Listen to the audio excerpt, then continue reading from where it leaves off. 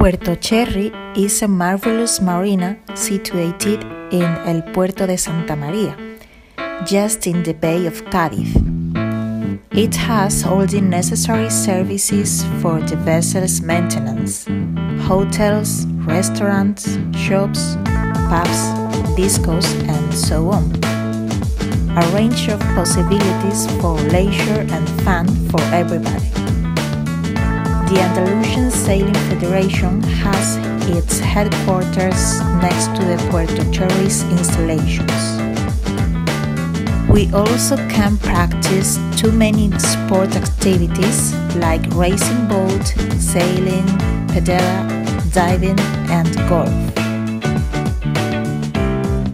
This beautiful marina is close by Cádiz, Jerez, Rota, and Sanlúcar, at 16 kilometers of the International Airport of Jerez and an hour down the highway of Seville. Next to the marina, there is a nice sailor town where we recreate our view through its narrow and picturesque streets, besides having supermarkets, tapas bars, and so on. A fantastic place you shouldn't miss if you visit Cádiz.